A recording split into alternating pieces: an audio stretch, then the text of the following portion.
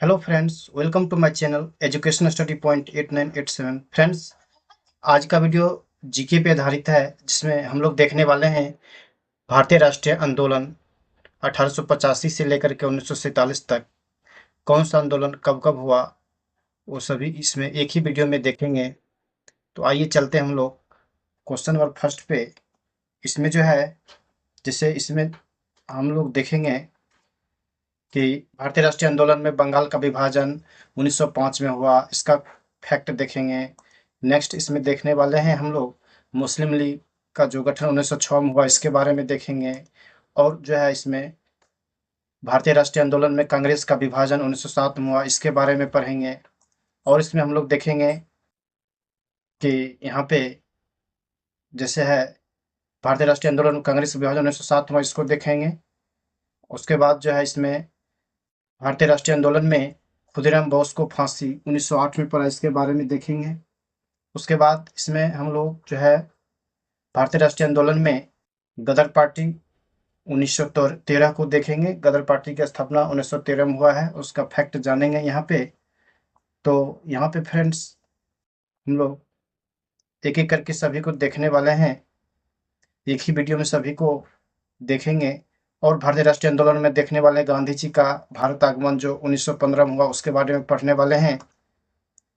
और इसमें हम लोग जो भारतीय राष्ट्रीय आंदोलन में चंपारण आंदोलन 1917 में हुआ, उसके बारे में देखेंगे। उसके बाद भारतीय राष्ट्रीय आंदोलन में अहमदाबाद मिल मजदूर आंदोलन जो 1918 में हुआ, उसके बारे में देखने वाले हैं। उसके बाद इसमें जो है भारतीय राष्ट्रीय आंदोलन में भारतीय राष्ट्रीय कांग्रेस 1885, इसके बारे में आइए जानते हैं। तो फ्रेंड्स, यहाँ पे जो है दिया गया है कि यहाँ पे 1885 में भारतीय राष्ट्रीय कांग्रेस आईएनसी की स्थापना किसकी पहल पर की गई थी? तो 1885 में भारतीय राष्ट्रीय कांग्रेस की स्थापना की गई थी। किसकी पहल पे की गई थी?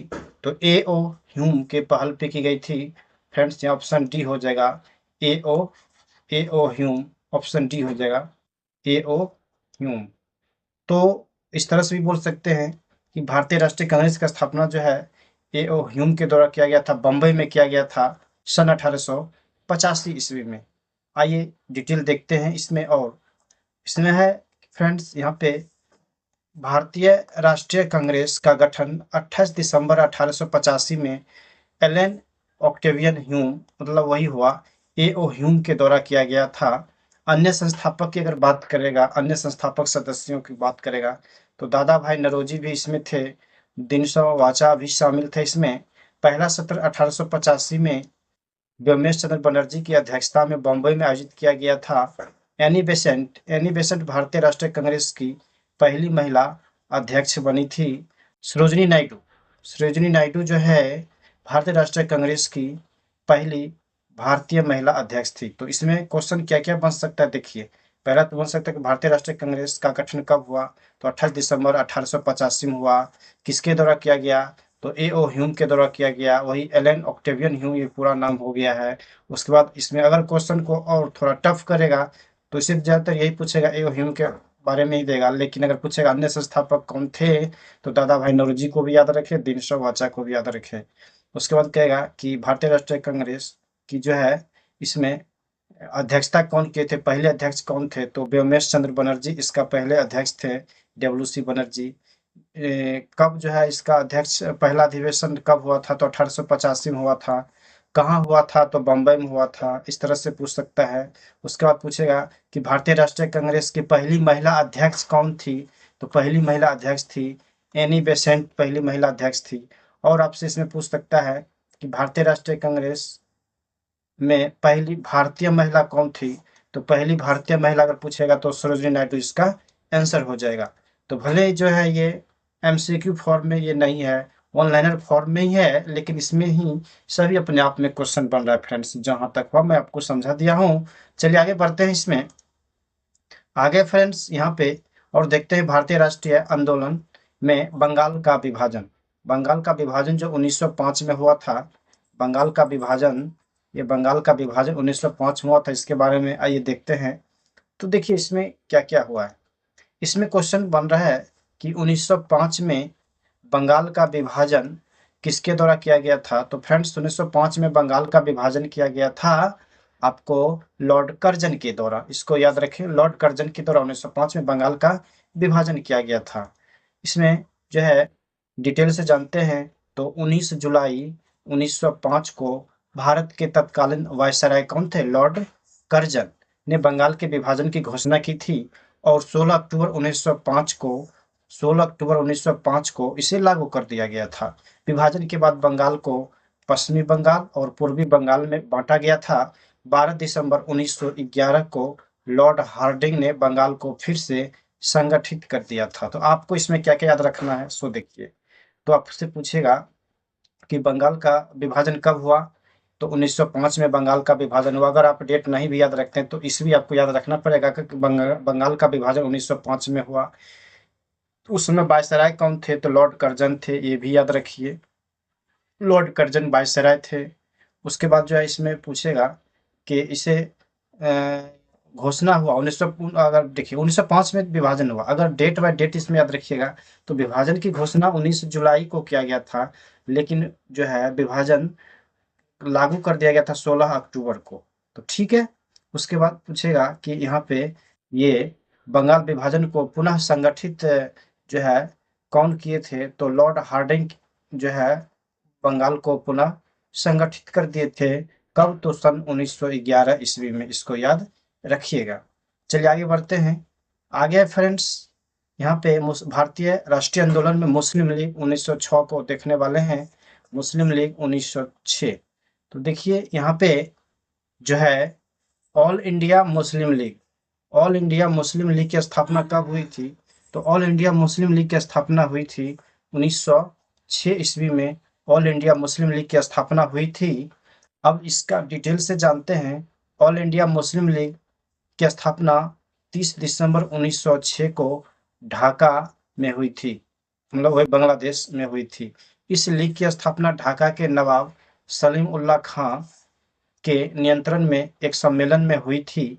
इस लीग का संविधान 1907 में कराची पाकिस्तान में बनाया गया था। इसका पहला अधिवेशन हुआ था 1908 में, अमृतसर पंजाब में हुआ था। ऑल इंडिया मुस्लिम लीग के पहले सत्र की अध्यक्षता किया था आगा खां। तो इसमें आप लोग क्या याद रखिएगा, इसमें आप लोग याद रखिएगा कि मुस्लिम लीग की स्थापना जो है, मुस्लिम लीग की, ऑल इंडिया मुस्लिम लीग की स्थापना कब हुआ था, तो 1906 में इसका स्थापना हुआ था। कहाँ हुआ था, तो ढाका में हुआ था। ढाका कहाँ पड़ता है, बांग्लादेश में पड़ता है। कौन किया था, तो सलीम उल्लाह खां के द्वारा किया गया था, ये भी हो जाएगा।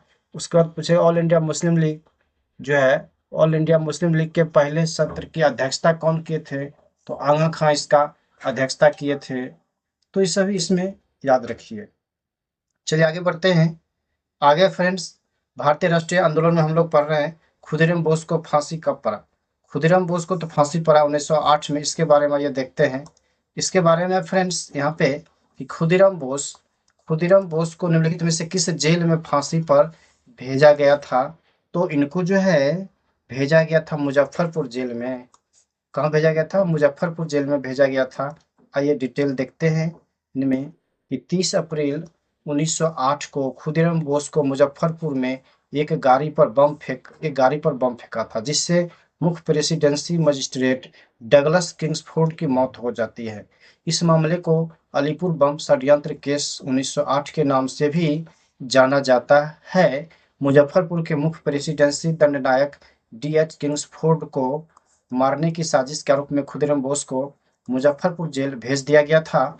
13 जुलाई 1908 को उन्हें मौत की सजा सुनाई गई और 11 अगस्त 1908 को 18 साल की उम्र में उन्हें फांसी पर लटका दिया गया था। कितना साल, 18 साल की उम्र में उन्हें फांसी पर लटका दिया गया था। मात्र 18 वर्ष के थे, इसको याद रखिए आप लोग। तो क्या क्या क्वेश्चन बन सकता है खुदीराम बोस से, कि खुदीराम बोस जो है मुजफ्फरपुर में एक गाड़ी पर बम फेंके थे, जिससे मुख्य प्रेसिडेंसी कौन थे, मजिस्ट्रेट डगलस किंग्सफोर्ड की उसमें मौत हो जाती है। इसको जो है हम लोग अलीपुर बम षड्यंत्र केस 1908 के नाम से भी जानते हैं। ये हो गया है। उसके बाद जो है खुदीराम बोस को फांसी पर कब चढ़ाया गया था, तो 11 अगस्त 1908 को इनको फांसी पे चढ़ाया गया था, लेकिन सजा सुना दी गई थी। 13 जुलाई 1908 को सजा सुनाई गई थी और फांसी पे चढ़ा दिया गया था 11 अगस्त 1908 को। आप डेट याद नहीं रखिए, लेकिन 1908 याद रखिए, उन्हें फांसी पे चढ़ाया गया था, 1908 में चढ़ाया गया था। कितना वर्ष के थे भी याद रखिए, 18 वर्ष के थे। चलिए आगे बढ़ते हैं। आगे फ्रेंड्स, भारतीय राष्ट्रीय आंदोलन में गदर पार्टी 1913। तो गदर पार्टी 1913 को हम लोग देखने वाले हैं। इसमें जो है क्वेश्चन है कि अमेरिका में गदर पार्टी की स्थापना किसके द्वारा की गई थी। तो अमेरिका में गदर पार्टी की स्थापना किया गया था, उपयुक्त दोनों हो जाएगा, ऑप्शन सी, लाला हरदयाल एवं सोहन सिंह भकना के द्वारा। लाला हरदयाल एवं सोहन सिंह भकना जो है अमेरिका में गदर पार्टी की स्थापना किए थे। डिटेल से जानते हैं।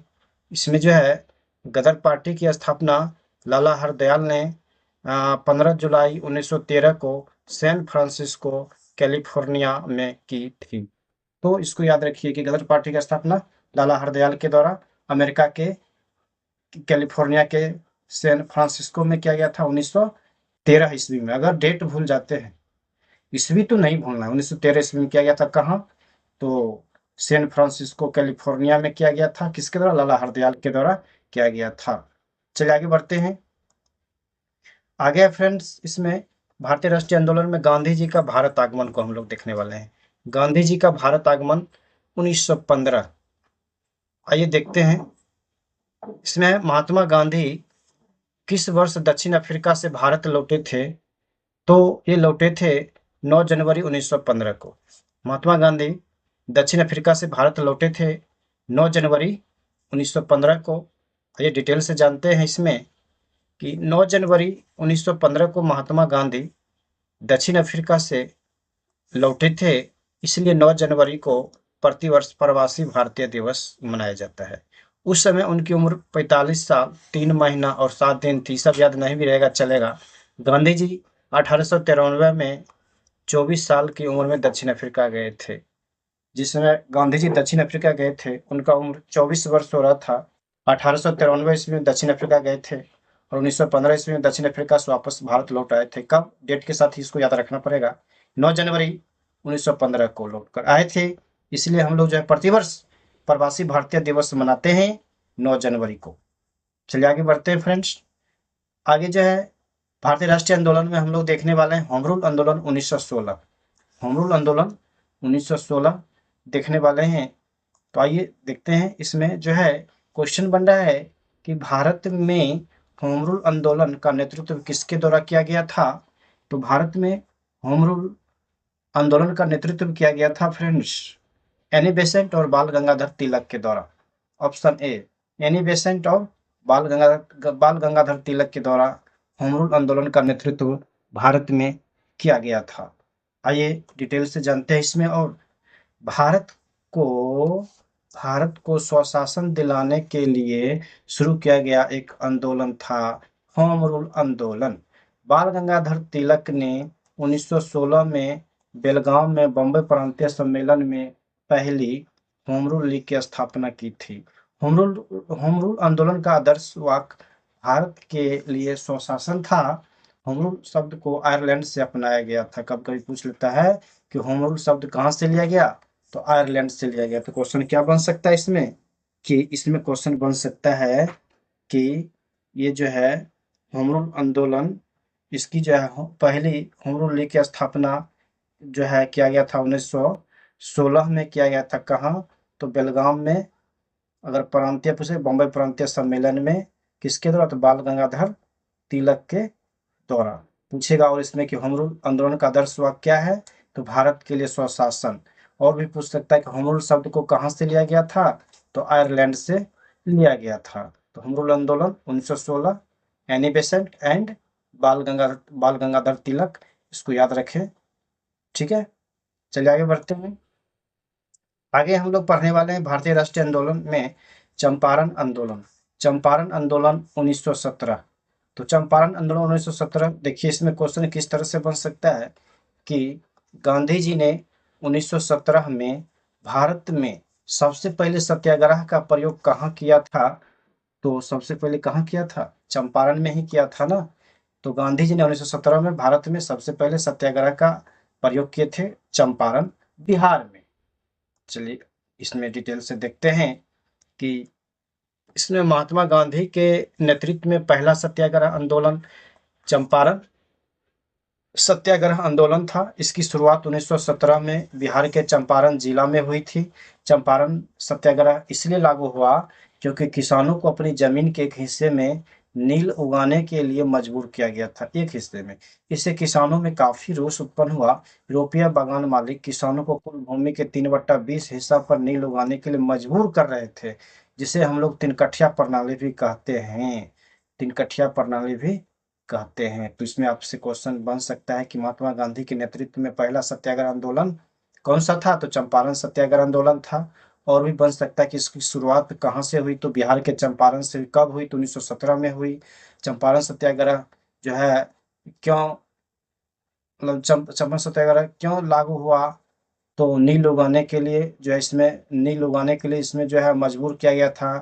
कहाँ के थे वो जो है कहाँ के थे? यूरोपीय बागान मालिक थे, जो इस यहाँ पे जो है नील उगाने के लिए मजबूर कर रहा था। तो इसलिए किसान जो है इसमें किसान को कुल भूमि के 3/20 हिस्सा पर नील उगाने के लिए मजबूर किया गया था, जिसे हम लोग तिनकठिया प्रणाली के नाम से भी जानते हैं। तो ये चंपारण सत्याग्रह है, तो ये सब याद रखिए इसमें। चलिए आगे बढ़ते हैं। आगे फ्रेंड्स, भारतीय राष्ट्रीय आंदोलन में चंपारण आंदोलन 1917।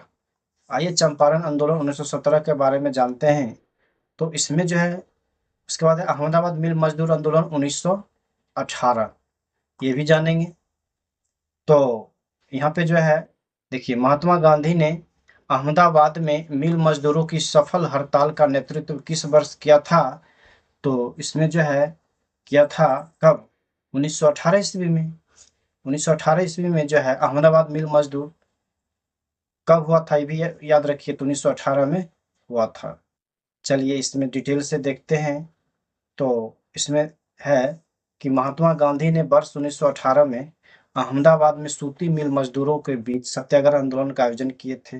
सूती मिल के मजदूरों को 50% वेतन वृद्धि की मांग की इसमें, लेकिन मिल मालिक केवल 20% वेतन वृद्धि को तैयार थे। कपास मिल श्रमिकों का समर्थन करने के लिए गांधी जी भूख हड़ताल पे बैठ गए थे। सत्याग्रह का परिणाम यह हुआ कि हड़ताल सफल रही और मजदूरों को 35% वेतन वृद्धि 35% 35% वेतन वृद्धि मिली। इसमें यह है, तो इसमें आपसे क्वेश्चन बन सकता है कि अहमदाबाद में मजदूर कब हुआ था? तो 1918 ईस्वी में हुआ था। इसमें जो है यह रहेगा कि महात्मा गांधी इसमें जो है भूख हड़ताल पे बैठे थे। हाँ, भूख हड़ताल पे बैठे थे। क्यों बैठे थे? क्योंकि यहाँ जो वहाँ के जो मजदूर थे, वो मिल मजदूर जो थे अहमदाबाद में मिल मजदूर जो थे, उनका मांग था 50% वेतन वृद्धि का, लेकिन यहाँ पे 20% ही वेतन वृद्धि किया गया था।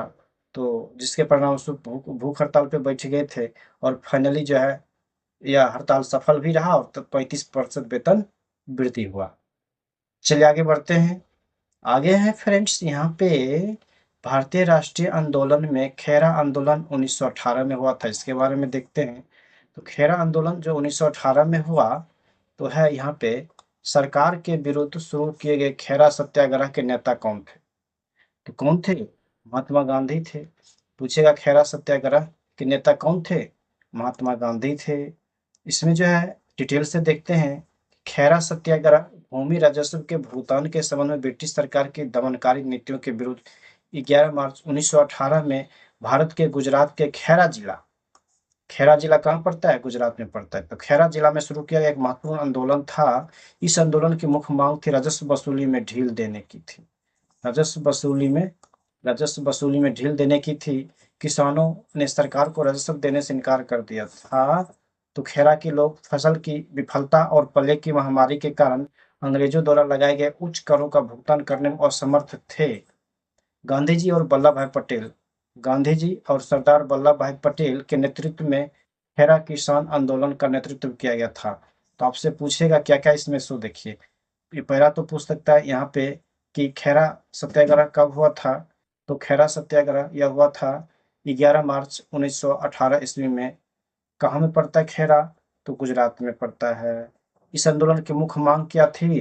तो राजस्व वसूली में ढील देने की इस आंदोलन की मुख्य मांग थी। उसके बाद आप पूछ सकता है इसमें कि कौन कौन जो है खेरा जो है नेतृत्व किए थे। खेरा किसान के आंदोलन में नेतृत्व कौन कौन किए थे? तो महात्मा गांधी किए थे और सरदार वल्लभ भाई पटेल किए थे। तो ये सभी क्वेश्चन बन सकता है एग्जाम में, तो इसको याद रखिए आप लोग। चलिए आगे बढ़ते हैं। आगे है इसमें फ्रेंड्स भारतीय राष्ट्रीय आंदोलन में रॉलेट एक्ट 1919 देखते हैं हम लोग। रॉलेट एक्ट 1919, तो आइए देखते हैं रॉलेट एक्ट का उद्देश्य क्या था। रॉलेट एक्ट का उद्देश्य क्या था? तो इसका उद्देश्य था सरकार द्वारा बिना मुकदमा दायर किए किसी व्यक्ति को बंदी बनाना।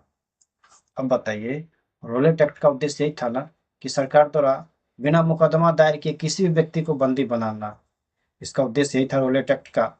आइए डिटेल से जानते हैं इसमें। इसमें जो है रॉलेट एक्ट में, रॉलेट एक्ट को 6 फरवरी 1919 को पारित किया गया था। इस अधिनियम के तहत सरकार को किसी भी संदिग्ध को बिना मुकदमे के जेल में डालने और सजा देने का अधिकार दिया गया था रॉलेट एक्ट में। महात्मा गांधी ने इसे ब्लैक एक्ट कहा था। इस अधिनियम को लॉर्ड चेम्सफोर्ड के कार्यकाल में पारित किया गया था। लॉर्ड चेम्सफोर्ड के कार्यकाल में पारित किया गया था। तो रॉलेट एक्ट से क्या क्या याद रखिए। पहला तो रॉलेट एक्ट जो है कब पारित किया गया था? तो 6 फरवरी 1919 को रॉलेट एक्ट पारित किया गया था। और इसमें सवाल बन सकता है कि यह एक्ट कैसा एक्ट था? तो यह एक्ट जो है बिना मुकदमा दायर किए हुए जेल में डालने और सजा देने का अधिकार इस रॉलेट एक्ट में था। पूछेगा कि रॉलेट एक्ट को जो है किस एक्ट को महात्मा गांधी ने ब्लैक एक्ट कहा था? तो रॉलेट एक्ट को ही महात्मा गांधी ने ब्लैक एक्ट कहा था। उसके बाद पूछेगा कि रॉलेट एक्ट जो है किसके कार्यकाल में लागू किया गया था? तो लॉर्ड चेम्सफोर्ड के कार्यकाल में लागू किया गया था। ये सभी क्वेश्चन बन सकते हैं। तो मैं इसको जो ऑनलाइन फॉर्मेट में ही इसी में क्वेश्चन है, इसको मैं दिया हूँ, आप लोग देखिए। चलिए आगे बढ़ते हैं। आगे है फ्रेंड्स यहाँ पे भारतीय राष्ट्रीय आंदोलन में जलियांवाला बाग हत्याकांड जो 1919 में हुआ था, उसके बारे में देखेंगे हम लोग। जलियांवाला बाग हत्याकांड 1919, आइए देखते हैं। फ्रेंड्स यहाँ पे है कि जलियांवाला बाग हत्याकांड की घटना कब हुई थी? तो जलियांवाला बाग हत्याकांड की घटना हुई थी फ्रेंड्स यहाँ पे 13 अप्रैल 1919 को। 13 अप्रैल 1919 को जलियांवाला बाग हत्याकांड हुई थी। इसमें डिटेल से जानते हैं कि यह जो है जलियांवाला बाग हत्याकांड जिसे अमृतसर नरसंहार भी कहा जाता है, 13 अप्रैल 1919 को हुआ था। बैसाखी के दिन ब्रिटिश सेना ने जलियांवाला बाग में निहत्थे भारतीयों पर गोलियां चला दी थी, जिसके परिणाम स्वरूप वहां सैकड़ों लोग मारे गए थे। इस घटना के पीछे की वजह भारतीय स्वतंत्रता समर्थक नेताओं doctor Shafiuddin Kitchlew and doctor Satpal की गिरफ्तारी थी। तो आपसे इसमें जो है सवाल इसमें जो है जलियांवाला बाग हत्याकांड से बन सकता है कि जलियांवाला बाग हत्याकांड जो है कब हुआ था? तो 13 अप्रैल 1919 को हुई थी। इसे जो है अमृतसर का नरसंहार भी कहा जाता है। उसके बाद पूछा जाएगा इसमें कि जलियांवाला बाग हत्याकांड जो हुआ है उसमें जो है इस घटना के पीछे की वजह भारतीय समर्थक नेता कौन था? दो की गिरफ्तारी हुआ था ना, डॉक्टर सफीउद्दीन किचलू और डॉक्टर सतपाल की गिरफ्तारी। तो जलियांवाला हत्याकांड होने का मुख्य कारण यही था कि दो को जो गिरफ्तार कर लिया गया, डॉक्टर सफीउद्दीन किचलू और डॉक्टर सतपाल की गिरफ्तारी हुआ था। इसी का मुख्य उद्देश्य था जलियांवाला बाग हत्याकांड होने का। इसमें ये सभी है, याद रखिए इसको आप लोग भी। जलियांवाला बाग हत्याकांड से ये होता है। और इसको डेट तो एकदम डेट के साथ इसको याद रखिए। जलियांवाला बाग हत्याकांड कब हुआ? तो 13 अप्रैल 1919 को हुआ है। चलिए आगे बढ़ते हैं। आगे है इसमें फ्रेंड्स कि इस हत्याकांड के लिए पंजाब के lieutenant governor Michael O'Dwyer को सीधे तौर पर जिम्मेदार ठहराया गया था। जलियांवाला बाग हत्याकांड के लिए किसको सीधे जिम्मेदार ठहराया गया था? तो माइकल ओ डायर को। इस हत्याकांड के बाद महात्मा गांधी ने केसर ए हिंद की उपाधि लौटा दिए थे। इस हत्याकांड के बाद रविन्द्रनाथ टैगोर जो हैं वे अपना नाइटहुड सम्मान वो भी वापस कर दिए थे। ये भी सवाल बन सकता है कि पूछेगा कि जलियांवाला बाग हत्याकांड में महात्मा गांधी ने कौन सी उपाधि लौटा दिए थे, तो केसर या हिंद की उपाधि लौटा दिए थे। और भी सवाल बन सकता है कि जलियांवाला बाग हत्याकांड के बाद रविंद्रनाथ टैगोर ने कौन सी उपाधि वापस कर दिए थे, तो नाइटहुड की उपाधि वापस कर दिए थे। और भी इसमें बन सकता है सवाल कि जलियांवाला बाग हत्याकांड का मुख्य मतलब सीधे तौर पर किसे जिम्मेदार ठहराया गया था, तो माइकल ओ डायर को जिम्मेदार ठहराया गया था इसमें जलियांवाला बाग हत्याकांड में। और इसमें जो है आगे हम देखते हैं कि इसमें जो है अब आगे है भारतीय राष्ट्रीय आंदोलन में खिलाफत आंदोलन 1919 से लेकर के 1922 तक। आइए देखते हैं इसमें है फ्रेंड्स कि खिलाफत आंदोलन का नेतृत्व किसके द्वारा किया गया था, तो खिलाफत आंदोलन का नेतृत्व किया गया था शौकत अली और मोहम्मद अली के द्वारा। खिलाफत आंदोलन का नेतृत्व किया गया था शौकत अली और मोहम्मद अली के द्वारा किया गया था। इसमें अगर डिटेल से हम जानते हैं फ्रेंड्स, तो खिलाफत आंदोलन जो है यह 1919 से लेकर के 1922 तक चला था, 3 साल तक। यह एक ब्रिटिश विरोधी आंदोलन था। इस आंदोलन की शुरुआत जो है मौलाना मोहम्मद अली और मौलाना शौकत अली ने की थी। इस आंदोलन का मकसद युद्ध के बाद तुर्क साम्राज्य के टूटने के बाद इस्लाम के खलीफा के रूप में तुर्क सुल्तान के अधिकार को बनाए रखने के लिए ब्रिटिश सरकार पर दबाव डालना था। इस आंदोलन के जरिए मुस्लिम समुदाय के बीच एकीकरण की कोशिश की गई थी खिलाफत आंदोलन के जरिए। तो इसमें आपसे सवाल पूछ सकता है कि खिलाफत आंदोलन जो है कब से कब तक हुआ, तो खिलाफत आंदोलन जो है 1919 से लेकर के 1922 तक चला। खिलाफत आंदोलन की शुरुआत किसके द्वारा किया गया, तो मोहम्मद अली और शौकत अली के द्वारा किया गया है। ये सभी प्रश्न बन सकता है इसमें। चलिए आगे देखते हैं इसमें। आगे है फ्रेंड्स इसमें कि भारतीय राष्ट्रीय आंदोलन में असहयोग आंदोलन 1920। असहयोग आंदोलन 1920, तो आइए जानते हैं इसमें असहयोग आंदोलन 1920 में कि असहयोग आंदोलन किसने शुरू किए थे, तो असहयोग आंदोलन शुरू किया गया था महात्मा गांधी के द्वारा। असहयोग आंदोलन शुरू किया गया था महात्मा गांधी के द्वारा। फ्रेंड्स यहाँ पे असहयोग आंदोलन 1 अगस्त 1920 को शुरू किया गया था। बाद में फरवरी 1922 में चौरी चौरा की घटना के कारण वापस ले लिया गया था। तो वापस कब लिया गया था, फरवरी 1922 में चोरी चोरी घटना के कारण वापस लिया गया था। असहयोग आंदोलन के नेता थे महात्मा गांधी। कौन थे, असहयोग आंदोलन के नेता थे महात्मा गांधी। और सहयोग आंदोलन कांग्रेस के नागपुर सत्र 1920 में अपनाया गया था। नागपुर सत्र 1920 में अपनाया गया था और सहयोग आंदोलन को। और सहयोग आंदोलन के दौरान सबसे पहले सी आर दास को गिरफ्तार किया गया था और सहयोग आंदोलन के दौरान। और सहयोग आंदोलन शुरू करने से पहले गांधी जी ने केसर ए हिंद पुरस्कार को लौटा दिया था। इसको भी याद रखें आप लोग। तो इसमें पूछेगा कि असहयोग आंदोलन कब हुआ था, तो असहयोग आंदोलन जो है 1 अगस्त 1920 को शुरू होता है और इसको वापस ले लिया जाता है। चोरी चोरा घटना जो होता है उस घटना के कारण फरवरी 1922 में इसको वापस ले लिया जाता है। फिर जो है असहयोग आंदोलन इसमें नेता कौन होते हैं, तो महात्मा गांधी होते हैं। और सहयोग आंदोलन जो है किस अधिवेशन में पारित हुआ, तो नागपुर अधिवेशन में पारित हुआ। कब पारित हुआ, तो 1920 में पारित हुआ। चूंकि नागपुर अधिवेशन 1920 में हुआ ना, उसी में असहयोग आंदोलन पारित हुआ था। और पूछेगा कि असहयोग आंदोलन के दौरान सबसे पहले किसको गिरफ्तार किया गया था, तो सबसे पहले गिरफ्तार किया गया था सी आर दास को। और इसमें जो है पूछेगा कि असहयोग आंदोलन शुरू करने से पहले गांधी जी ने कौन सी उपाधि लौटा दिए थे, तो केसर हिंद की उपाधि लौटा दिए थे। कौन, तो महात्मा गांधी। चलिए आगे बढ़ते हैं फ्रेंड्स। आगे है इसमें भारतीय राष्ट्रीय आंदोलन में चौरी चौरा घटना 1922। चौरी चौरा घटना 1922। चलिए देखते हैं इसमें कि चौरी चौरा घटना कब हुई थी, तो चौरी चौरा घटना हुई थी फ्रेंड्स 4 फरवरी 1922 को। चौरी चौरा घटना होता है 4 फरवरी 1922 को चौरी चौरा घटना होता है। और इसमें अगर डिटेल से जानेंगे तो चौरी चौरा की घटना के कारण महात्मा गांधी ने 12 फरवरी 1922 को असहयोग आंदोलन वापस लेते हैं। 4 फरवरी 1922 को चौरी चौरा घटना होता है। 4 फरवरी 1922 को चौरी चौरा घटना होता है। 8 दिन के बाद 12 फरवरी 1922 को महात्मा गांधी असहयोग आंदोलन को वापस ले लेते हैं। यह घटना 4 फरवरी 1922 को उत्तर प्रदेश के गोरखपुर जिला के चौरी चौरा में हुई थी। कौन? चौरी चौरा घटना कहाँ होता है? उत्तर प्रदेश के गोरखपुर जिला में। कब होता है? 4 फरवरी 1922 को होता है। इस घटना में असहयोग आंदोलन में हिस्सा ले रहे किसानों की भीड़ पुलिस से भिड़ जाती है और एक पुलिस स्टेशन में आग लगा दी जाती है। इस घटना में 22 पुलिसकर्मी और 3 नागरिक भी मारे जाते हैं।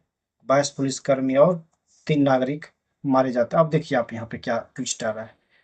असहयोग आंदोलन शुरू किया 1920-1922 में वापस लेते हैं। पूछेगा कि असहयोग आंदोलन वापस 1922 में कब लिया गया?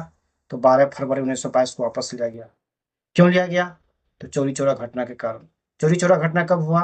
तो 4 फरवरी 1922 को हुआ। कहाँ हुआ? उत्तर प्रदेश के गोरखपुर जिला में हुआ है। तो इसको आप लोग याद रखिए। और भी पूछ सकता है कि चौरी चौरा घटना जो हुआ था, इस घटना में कितना पुलिसकर्मी मारे गए? तो 22 पुलिसकर्मी मारे गए। कितना नागरिक मारे गए? 3 नागरिक मारे गए। इसको भी आप लोग याद रखिए। चलिए आगे बढ़ते हैं फ्रेंड्स। आगे है यहाँ पे, आगे है भारतीय राष्ट्रीय आंदोलन में स्वराज पार्टी 1923। अब बताइए आप ही लोग, स्वराज पार्टी 1923 है, इसके बारे में क्वेश्चन कैसे बनेगा देखिए।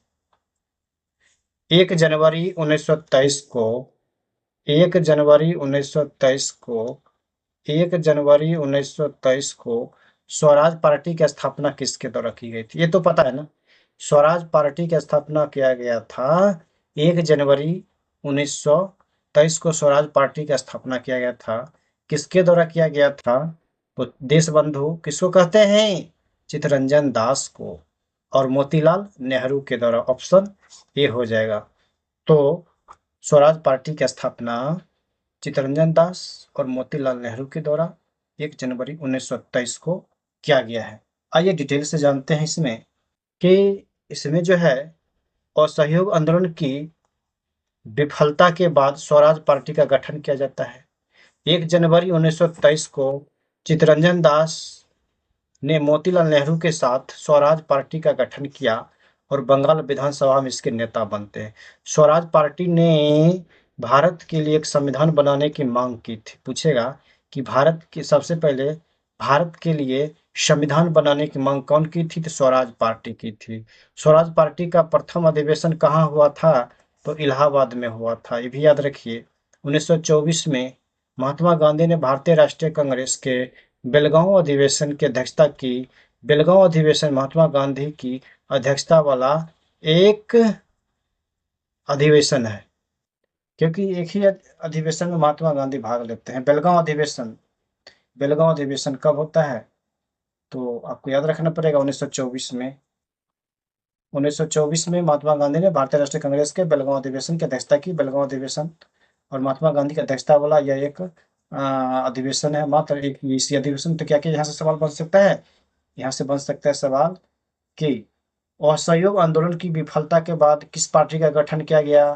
तो स्वराज पार्टी का गठन किया गया था। स्वराज पार्टी का गठन कब किया गया? तो 1 जनवरी 1923 को स्वराज पार्टी का गठन किया गया। स्वराज पार्टी का गठन कौन किए? चित्तरंजन दास और मोतीलाल नेहरू दोनों मिलकर किए थे स्वराज पार्टी का गठन। सबसे पहले संविधान बनाने की मांग किया गया था। कौन सा पार्टी किया? तो स्वराज पार्टी किया। स्वराज पार्टी का प्रथम अधिवेशन कहाँ हुआ था? स्वराज पार्टी का प्रथम अधिवेशन हुआ था इलाहाबाद, इलाहाबाद में हुआ था। इलाहाबाद में महात्मा गांधी, पूछेगा महात्मा गांधी जो है भारतीय राष्ट्रीय कांग्रेस की अध्यक्षता किए थे किस अधिवेशन में? तो बेलगांव अधिवेशन में किए थे। कब? तो 1924 में। चलिए आगे बढ़ते हैं फ्रेंड्स। आगे है यहाँ पे कि भारतीय राष्ट्रीय आंदोलन में देखते हैं सैमन कमीशन 1928। सैमन कमीशन 1928, इसमें सवाल कैसे बन सकता है? तो इसमें बस सवाल बन सकता है कि सैमन कमीशन भारत कब आया था? सैमन कमीशन भारत कब आया था? तो 3 फरवरी 1928 को सैमन कमीशन भारत आया था। 3 फरवरी 1928 को सैमन कमीशन भारत आया था। इसमें जो है डिटेल से जानेंगे तो साइमन कमीशन को साल 1927 में ब्रिटिश सरकार ने भारत सरकार अधिनियम 1919 की समीक्षा के लिए नियुक्त किया था। साइमन कमीशन को साल 1927 में ब्रिटिश सरकार ने भारत सरकार अधिनियम 1919 की समीक्षा के लिए नियुक्त किया था। यह आयोग साल 1928 में भारत आया था। इस आयोग का गठन संवैधानिक सुधारों का अध्ययन करने और भारत सरकार को सिफारिशों देने के लिए किया गया था। तो आपसे सवाल पूछ सकता है कि Simon commission Simon commission Bharat कब आया था? सैमन कमीशन भारत आया था 1928 में भारत आया था। सैमन कमीशन का जो है साल 1927 में ब्रिटिश सरकार ने भारत सरकार के अधिनियम 1919 की समीक्षा के लिए नियुक्त किया था। हाँ, और भारत आता है 1928 में आता है। ये इससे याद रखिए। चलिए आगे बढ़ते हैं। आगे फ्रेंड्स, इस आयोग को सर जॉन साइमन की अध्यक्षता के बाद लोकप्रिय रूप से साइमन कमीशन के नाम से भी जाना जाने लगा। सर जॉन साइमन की अध्यक्षता के बाद यह एक श्वेत आयोग था। यह एक श्वेत आयोग था क्योंकि इसमें कोई भी भारतीय सदस्य नहीं थे, सभी गोरे लोग थे। इस आयोग में ब्रिटेन के 7 सांसद थे। ब्रिटेन के 7 सांसद थे। ब्रिटिश सरकार द्वारा भेजे गए साइमन कमीशन का बहिष्कार किया गया था क्योंकि इस आयोग में किसी भी भारतीय को शामिल नहीं किया गया था। स्वाभाविक है, बहिष्कार किया ही जाएगा, कोई भी भारतीय शामिल इसमें नहीं थे। इस आयोग ने मई 1930 में अपने 2 वॉल्यूम रिपोर्ट प्रकाशित की थी। तो साइमन कमीशन से ये सवाल बन सकता है कि साइमन कमीशन की अध्यक्षता जो है सर जॉन साइमन की अध्यक्षता के बाद यह लोकप्रिय रूप से साइमन कमीशन के नाम से जाना जाने लगा था। साइमन कमीशन भारत 1928 में आता है। साइमन कमीशन जो एक श्वेत आयोग था क्योंकि इसमें एक भी भारतीय नहीं था। साइमन कमीशन में ब्रिटेन के 7 सांसद थे, इसलिए इसका भारत में बहिष्कार भी साइमन कमीशन का किया गया था। चलिए आगे देखते हैं। आगे है भारतीय राष्ट्रीय आंदोलन में दांडी मार्च 1930। दांडी मार्च 1930 ये देखते हैं इसमें कि यहाँ पे गांधी जी ने अपना प्रसिद्ध दांडी मार्च कहाँ से शुरू किए? तो गांधी जी ने अपना प्रसिद्ध दांडी मार्च शुरू किए साबरमती आश्रम से। ऑप्शन बी, साबरमती आश्रम से गांधी जी अपना प्रसिद्ध दांडी मार्च शुरू किए थे। साबरमती आश्रम से शुरू किए थे। अगर इसमें और डिटेल जानिएगा तो 12 मार्च 1930 को गांधी जी ने साबरमती आश्रम से दांडी तक मार्च निकाले थे। महात्मा गांधी ने 6 अप्रैल 1930 को गुजरात के दांडी के समुद्र तट पर नमक कानून तोड़े थे। गांधी जी के दांडी मार्च के समय भारत का वायसराय कौन थे? Lord Irwin. गांधी जी के दांडी मार्च समय भारत का वायसराय लॉर्ड इरविन थे। दांडी मार्च में जो है 240 मील, बोले तो 390 किलोमीटर लंबा था, सफर था, डिस्टेंस बीच का। इस मार्च की शुरुआत गांधी जी ने अपने 78 भरोसेमंद स्वयंसेवकों के साथ किए थे। तो आपसे पूछ सकता है दांडी मार्च जो है, दांडी मार्च कब हुआ? तो 12 मार्च 1930 को स्टार्ट होता है साबरमती से लेकर के दांडी तक। और पूछेगा कि दांडी मार्च जो है कब मतलब समाप्त होता है, कब दांडी पहुंचते हैं और वहां नमक कानून तोड़ते? तो 6 अप्रैल 1930 को गुजरात के दांडी में। और इसमें पूछ सकता है कि दांडी मार्च के समय भारत का वायसराय कौन था? तो लॉर्ड इरविन था। दांडी मार्च में कितना दूरी तय किया गया था? 240 मील, या किलोमीटर में 390 किलोमीटर। दांडी मार्च में गांधी जी के साथ कितने सहयोगी थे? तो 78 78 सहयोगी थे। ये सभी इसमें बन सकता है। तो दांडी मार्च 12 मार्च 1930 को स्टार्ट होता है और 6 अप्रैल 1930 को खत्म हो जाता है। ठीक है, चलिए आगे बढ़ते फ्रेंड्स। इसमें आगे है कि भारतीय राष्ट्रीय आंदोलन में प्रथम गोलमेज सम्मेलन 1930-31। प्रथम गोलमेज सम्मेलन 1930 से 1931। देखिए इसमें सवाल बन सकता है कि लंदन में ब्रिटिश सम्राट द्वारा प्रथम गोलमेज सम्मेलन का उद्घाटन कब किया गया था? तो प्रथम गोलमेज सम्मेलन का उद्घाटन लंदन में कब किया गया था? तो ये 12 नवंबर 1930 को किया गया था। 12 नवंबर 1930 को लंदन में प्रथम गोलमेज सम्मेलन का उद्घाटन किया गया था। आगे बढ़िए। आगे है इसमें कि प्रथम गोलमेज सम्मेलन 12 नवंबर 1930 से 19 जनवरी 1931 तक लंदन के royal gallery house of lords में आयोजित किया गया था। ये जगह याद रखें, लंदन में। हाँ, इसका उद्घाटन जॉर्ज पंचम ने किया था और इसकी अध्यक्षता ब्रिटिश प्रधानमंत्री रैमसे मैकडोनाल्ड ने की थी। रैमसे मैकडोनाल्ड ने की थी। प्रथम गोलमेज सम्मेलन के दौरान लॉर्ड इरविन भारत के वायसराय थे। भारत के वायसराय थे लॉर्ड इरविन। इस सम्मेलन में भारत से कुल 74 प्रतिनिधि ने हिस्सा लिए थे। कितना? 74 प्रतिनिधि ने हिस्सा लिए थे, जिनमें 58 राजनीतिक नेता थे और 16 रियासतों के सदस्य शामिल थे। इसमें भारतीय राष्ट्रीय कांग्रेस ने इस सम्मेलन में हिस्सा नहीं लिए थे। तो प्रथम गोलमेज सम्मेलन कहाँ हुआ? लंदन में हुआ। प्रथम गोलमेज सम्मेलन कब हुआ? 1930 में हुआ। डेट भूल भी जाएगा तो कोई दिक्कत नहीं। प्रथम गोलमेज 1930 में हुआ, दूसरा 1931 में, तीसरा 1932 में। ये याद रखना पड़ेगा ना। तो लंदन में हुआ। प्रथम गोलमेज सम्मेलन में ब्रिटिश के प्रधानमंत्री कौन थे? तो रैमजे मैकडोनाल्ड, इसको याद रखिए। प्रथम गोलमेज सम्मेलन के दौरान भारत के वायसराय कौन थे? तो लॉर्ड इरविन, इसको याद रखिए। प्रथम गोलमेज सम्मेलन में जो है भारत से कुल कितने प्रतिनिधि हिस्सा लिए थे? 74 प्रतिनिधि हिस्सा लिए थे। और भी पूछेगा इसमें कि भारतीय राष्ट्रीय कांग्रेस इसमें हिस्सा लिए थे? तो नहीं लिए थे हिस्सा। बस ये सब याद रखिए आप यहाँ पे गोलमेज सम्मेलन के रिगार्डिंग। और भी इसमें जो है देखिए, उसके बाद द्वितीय गोलमेज सम्मेलन जो 1931 में हुआ था, इसके बारे में आइए जानते हैं कि भारतीय राष्ट्रीय आंदोलन में द्वितीय गोलमेज सम्मेलन। तो द्वितीय गोलमेज सम्मेलन में देखिएगा, तो द्वितीय गोलमेज सम्मेलन में कांग्रेस का प्रतिनिधित्व किसके द्वारा किया गया था? द्वितीय गोलमेज सम्मेलन में तो इसमें किया गया था महात्मा गांधी के द्वारा।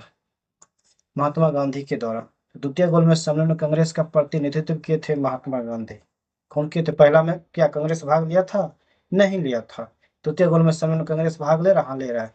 कांग्रेस की तरफ से प्रतिनिधित्व कौन कर रहे हैं? महात्मा गांधी कर रहे हैं। चलिए और देखते हैं इसमें डिटेल से कि द्वितीय गोलमेज सम्मेलन होता है 7 सितंबर 1931 से 1 दिसंबर 1931 तक। लंदन में ये भी आयोजित किया जाता है। दूसरा गोलमेज सम्मेलन भी लंदन में ही आयोजित किया जाता है। इस सम्मेलन में महात्मा गांधी ने भारतीय राष्ट्रीय कांग्रेस का प्रतिनिधित्व किए थे और सरोजिनी नायडू ने भारतीय महिलाओं का प्रतिनिधित्व किए थे। तो महात्मा गांधी को याद रखिए, महात्मा गांधी को, सरोजिनी नायडू को। इस सम्मेलन की अध्यक्षता यूनाइटेड किंगडम के प्रधानमंत्री रैमजे मैकडोनाल्ड ने की थी। इसकी भी अध्यक्षता वही किए थे। प्रथम गोलमेज सम्मेलन की अध्यक्षता भी यही किए थे, रैमजे मैकडोनाल्ड। एंड द्वितीय गोलमेज सम्मेलन की अध्यक्षता यही किए थे, रैमजे मैकडोनाल्ड ही किए थे। द्वितीय गोलमेज सम्मेलन हुआ था 7 सितंबर 1931 से लेकर 1 दिसंबर 1931 तक हुआ था। अगर कुछ नहीं याद रखिए तो कम से कम इसे याद रखिए, पहला 1930 में, दूसरा 1931 में। उसके बाद इसमें कांग्रेस भाग लिए थे, हाँ लिए थे। कांग्रेस की तरफ से अध्यक्षता कौन किए थे? महात्मा गांधी किए थे। और महिला में इधर सरोजिनी नायडू किए थे। दूसरा गोलमेज सम्मेलन के समय ब्रिटेन के प्रधानमंत्री कौन थे? तो इसमें भी जो है रैमजे मैकडोनाल्ड ब्रिटेन के प्रधानमंत्री थे। चलिए आगे बढ़ते हैं फ्रेंड्स। आगे है कि भारतीय राष्ट्रीय आंदोलन में पूना पैक्ट 1932। पूना पैक्ट 1932। तो देखते हैं इसमें कि पूना पैक्ट में किसके बीच हस्ताक्षर किया गया था? तो पूना पैक्ट में हस्ताक्षर किया गया था डॉक्टर बी आर अम्बेडकर और महात्मा गांधी के बीच। डॉक्टर बी आर अम्बेडकर और महात्मा गांधी के बीच पूना पैक्ट में किसके बीच हस्ताक्षर हुआ था? बी आर अम्बेडकर और महात्मा गांधी के बीच। आइए डिटेल से जानते हैं। इसमें जो है पूना पैक्ट महात्मा गांधी और डॉक्टर भीमराव अम्बेडकर के बीच जो है 24 सितंबर 1932 को हुआ एक समझौता यह था। उसके बाद इस समझौते के तहत ब्रिटिश भारत की संसद में दलित वर्गों को चुनावी सीटों पर आरक्षण दिया गया था। यह समझौता पुणे की यरबदा सेंट्रल जेल में महात्मा गांधी और डॉक्टर अंबेडकर की ओर से मदन मोहन मालवीय ने हस्ताक्षर किए थे। यरबदा सेंट्रल जेल में महात्मा गांधी और डॉक्टर अंबेडकर की ओर से मदन मोहन मालवीय ने हस्ताक्षरित किए। तो पूछेगा पूना पैक्ट कब हुआ? 1932 में हुआ। किसके बीच हुआ? तो महात्मा गांधी और डॉक्टर भीमराव अम्बेडकर के बीच हुआ था। ठीक है, इतना तो याद रखिए। चलिए आगे बढ़ते हैं। इसमें आगे है तृतीय गोलमेज सम्मेलन 1932। दो गोलमेज सम्मेलन आप लोग देख लिए ना, दोनों लंदन में हुआ। तीसरा गोलमेज सम्मेलन होता है 1932 में होता है।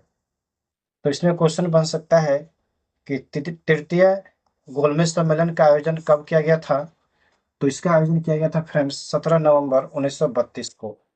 डेट नहीं भी याद रहेगा तो इस भी याद रखिए, 17 नवंबर 1932 को तृतीय गोलमेज सम्मेलन का आयोजन किया गया था फ्रेंड्स। यहाँ पे डिटेल से जानेंगे। तो तृतीय गोलमेज सम्मेलन होता है 17 नवंबर 1932 से लेकर 24 दिसंबर 1932 तक। ये भी लंदन में ही होता है। इस सम्मेलन में केवल 46 प्रतिनिधि ने हिस्सा लिया। केवल 46 प्रतिनिधि ने हिस्सा लिया था। तृतीय गोलमेज सम्मेलन में लेबर पार्टी, गांधी और भारतीय राष्ट्रीय कांग्रेस इस सम्मेलन में शामिल नहीं हुए थे। तीनों गोलमेज सम्मेलन में भाग लिया डॉक्टर भीमराव अंबेडकर। डॉक्टर भीमराव अंबेडकर से ही ज्यादातर क्वेश्चन पूछता है। अगर क्वेश्चन को थोड़ा टफ करने का मन होगा एग्जामिनर को, तो तेज बहादुर सप्रू का नाम दे देगा। तेज बहादुर सप्रू, एम.आर. जयकर, एन.एम. जोशी, सी.एन. मुदलियार, ये सभी नाम पढ़ लीजिए, लेकिन ज़्यादा उम्मीद रहता है डॉक्टर भीमराव अम्बेडकर से आता है कि तीनों गोलमेज सम्मेलन कहाँ हुआ? लंदन में हुआ। पहला 1930 में, दूसरा 1931 में, तीसरा 1932 में होता है। तीनों गोलमेज सम्मेलन में जो है भाग कौन लिए थे? तो डॉक्टर भीमराव अम्बेडकर भाग लिए थे। कांग्रेस किस गोलमेज सम्मेलन में भाग लिया? तो दूसरा गोलमेज सम्मेलन में कांग्रेस भाग लिया था, जिसमें महात्मा गांधी प्रतिनिधित्व कर रहे थे। तो ये सब याद रखिए आप लोग। चलिए आगे बढ़ते हैं फ्रेंड्स। आगे जो है तीनों लंदन में ही हुआ था। आगे क्वेश्चन है भारतीय राष्ट्रीय आंदोलन में भारत सरकार अधिनियम 1935। भारत सरकार अधिनियम 1935। तो भारत सरकार अधिनियम 1935 है। तो इसमें देखते हैं कि भारत सरकार अधिनियम 1935 के समय भारत का वायसराय कौन था? तो इसमें भारत का वायसराय था friends Lord Willingdon. Lord Willingdon. Bharat सरकार अधिनियम 1935 के समय भारत का वायसराय था लॉर्ड विलिंगटन था। इसमें डिटेल से जानते हैं कि भारत सरकार अधिनियम 1935 को ब्रिटिश संसद ने 1935 में पारित किया था और यह 1937 में लागू हो जाता है। यह लॉर्ड लिनलिथगो के नेतृत्व वाली संयुक्त चयन समिति की रिपोर्ट पर आधारित थी। भारत सरकार अधिनियम 1935 के द्वारा बर्मा को भारत से अलग किया गया। भारत सरकार अधिनियम 1935 के द्वारा भारत परिषद को समाप्त कर दिया गया था। भारत परिषद को समाप्त कर दिया गया था। तो क्या क्या सवाल बन सकता है इसमें कि भारत सरकार अधिनियम कब लागू हुआ? तो 1937 में लागू होता है और पारित होता है 1935 में। भारत सरकार अधिनियम 1935 में पारित होता है और लागू कब होता है? 2 साल के बाद 1937 में। पूछेगा भारत सरकार अधिनियम जो है कब पारित होता है? तो भारत सरकार अधिनियम 1935 में पारित होता है। भारत सरकार अधिनियम 1935 लागू कब होता है? तो भारत सरकार अधिनियम 1935 लागू होता है 1937 में। और पूछेगा कि जो है समय किसके नेतृत्व वाली यह समिति रहता है? तो लॉर्ड लिनलिथगो। और पूछेगा कि भारत सरकार अधिनियम 1935 के द्वारा किसको अलग किया गया? तो बर्मा को भारत से अलग किया गया। और पूछेगा भारत सरकार अधिनियम 1935 द्वारा जो है किस परिषद को समाप्त कर दिया गया? तो भारत परिषद को समाप्त किया गया। इसलिए पूछ सकता है कि भारत परिषद को कब समाप्त किया गया? तो भारत सरकार अधिनियम 1935 के द्वारा समाप्त किया गया था। चलिए आगे बढ़ते हैं। आगे भारतीय राष्ट्रीय आंदोलन में मुस्लिम लीग 1940। मुस्लिम लीग 1940।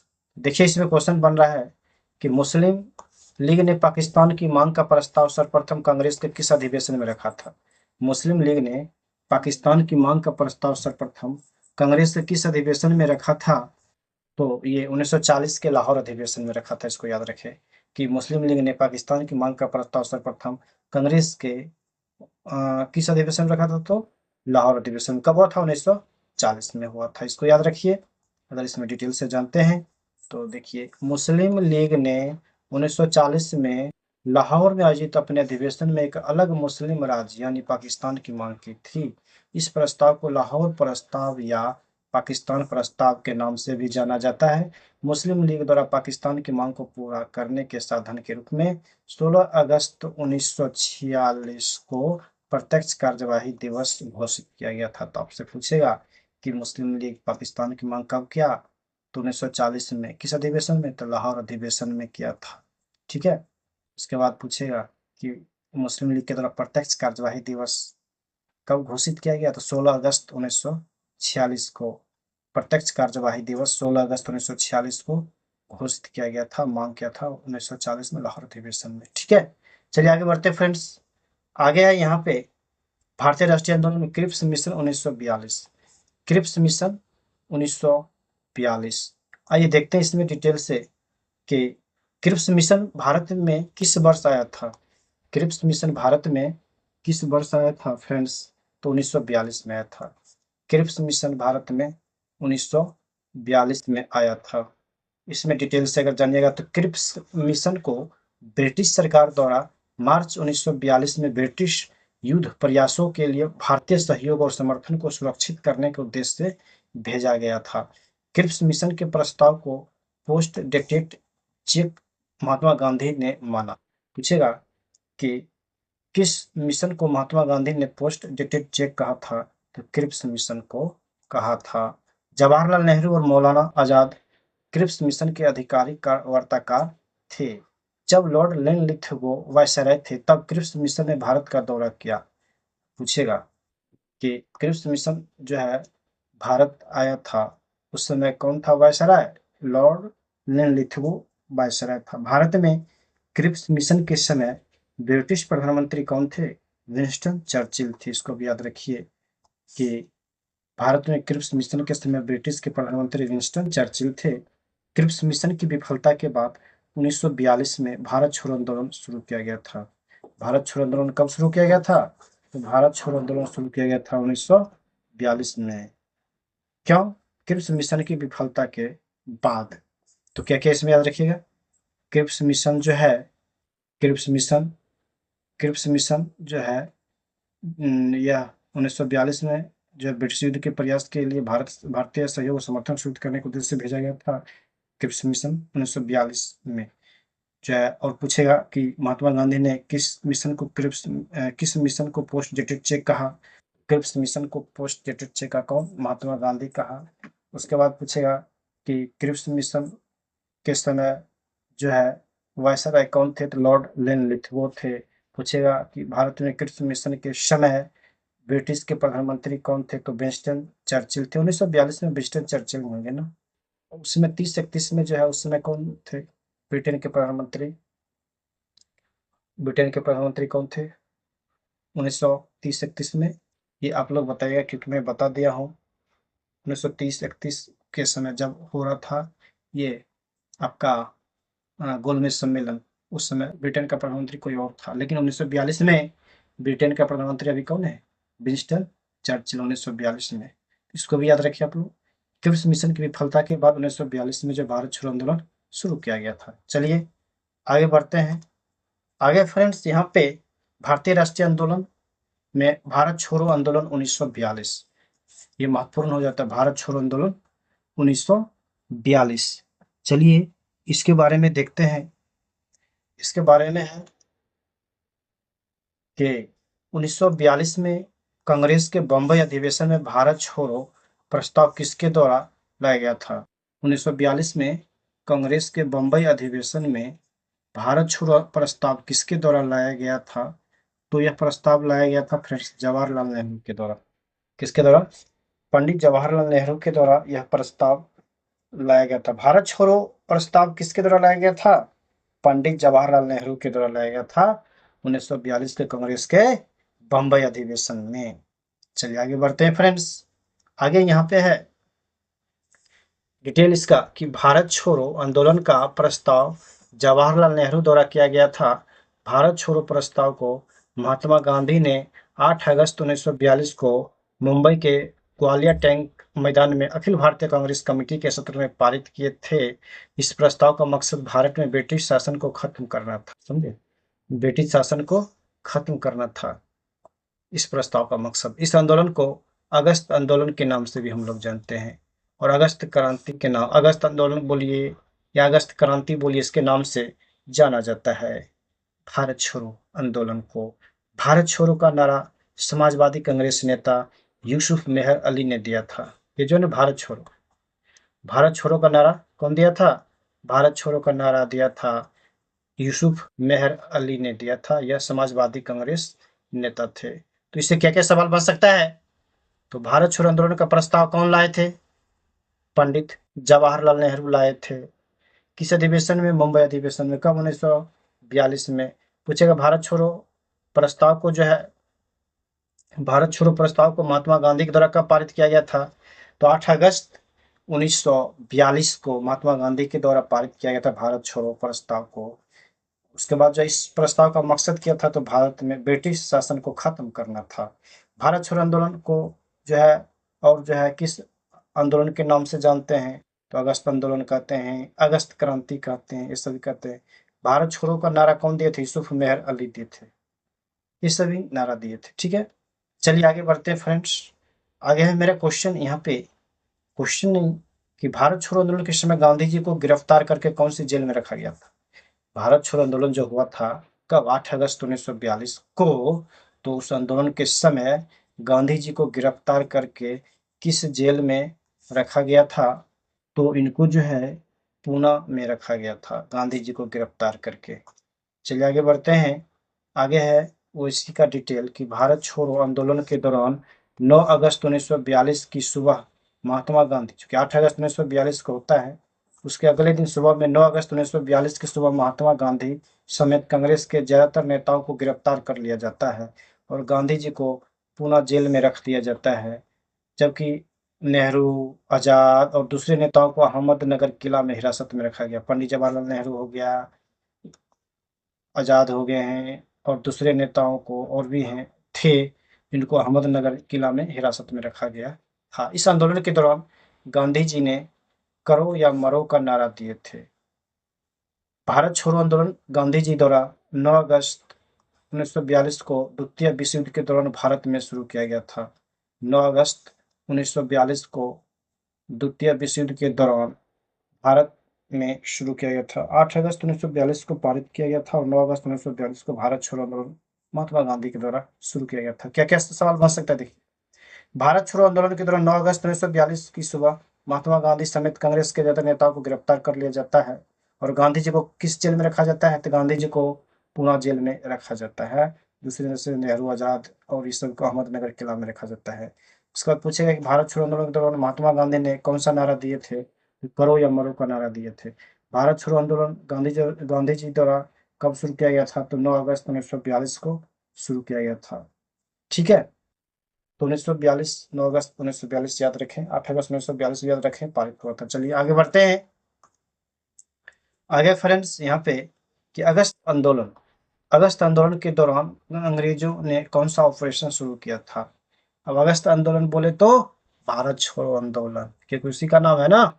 तो इस आंदोलन के दौरान अंग्रेजों ने कौन सा ऑपरेशन शुरू किया था। फ्रेंड्स, इसमें जो है अंग्रेज के द्वारा शुरू किया गया था operation zero hour. Operation zero hour अंग्रेज के द्वारा शुरू किया गया था। इसमें अगर आप डिटेल से जानते हैं, डिटेल से क्या, इसमें जो है भारतीय राष्ट्रीय आंदोलन शिमला सम्मेलन 1945 देखते हैं।